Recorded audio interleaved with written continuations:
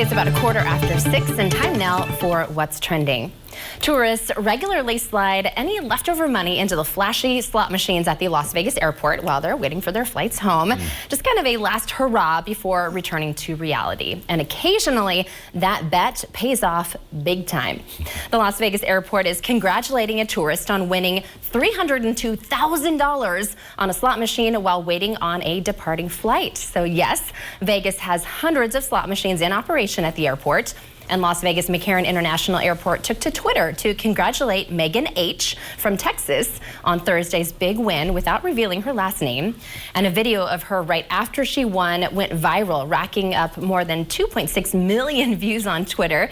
The airport says that its jackpot record is just shy of $4 million. And also a visitor from California won $873,000 back in July. So some really huge winners at the airport. And guys, I've been to Vegas several times and I always play the slots at the airport, both coming in and leaving because they're there, right? You just kind of have to. And my favorite is that Wheel of Fortune slot machine.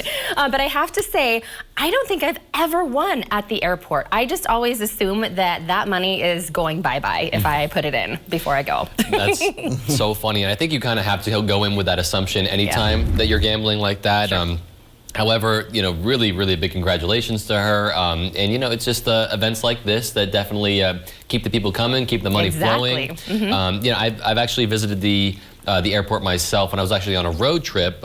Funny or not, I met someone there who was flying in, and I was just kind of blown away by all the machines there, and I didn't actually partake, but next time I might have to. Right? I know. Yeah, without a doubt. It's really kind of luck of the draw there. It's fun to kind of think about like how those are set up, though, especially like because I'm sure that's like programmed to maybe allow people to win every so often. I'm just guessing, but who knows? It's just kind of that luck of the draw, and the luck worked out for at least that lady right there. I want to know if she was already winning. You know, if she had a winning trip and then this was on top, or maybe if she had lost a lot and then this was like, oh, thank goodness. That's right. Well, who knows? Maybe she'll be spreading the love, but certainly this next story is doing that exact same thing.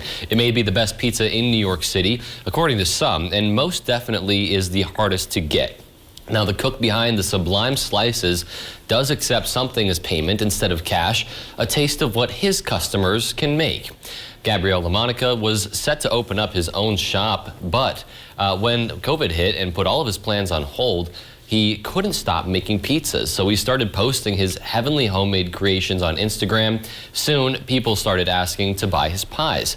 But LaMonica wasn't comfortable with that, so he started bartering, trading food for a pie, and sometimes even wine. So LaMonica makes a handful of pizza barters a week now, with every piece unique.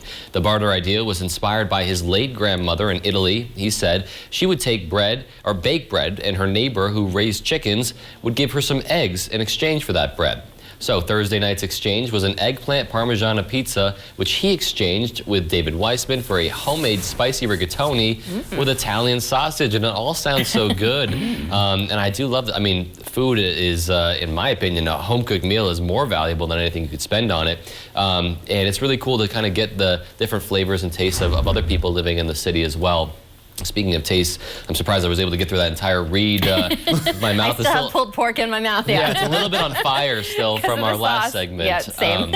But all of that just looks so good, and I love his idea of really just sharing and giving back to each other. I think that's so fun, and especially because everybody has, you know, a special recipe that's their family recipe, you know, so it's really neat to be able to try other people's things, and his pizzas certainly sound like very unique creations. Yeah, it sounds very cool, and they say it's hard to get too, so hopefully people can enjoy some of that too, and it's definitely spreading the love there, and I think this next story is also spreading some love. Professional ice carvers create a magical scene to celebrate International Polar Bear Day. The award-winning carvers were busy over the weekend creating ice sculptures at the North Carolina Zoo as part of the Better on Ice Challenge. The event was hosted by Pepsi and the zoo. Carvers used chainsaws, that sounds like fun, to create animals out of ice blocks. Guests tuned in virtually to learn more about the zoo, donate to the Zoo Society, and even win prizes. I think you may have had me at chainsaws. Who wants to have a little fun with some chainsaws?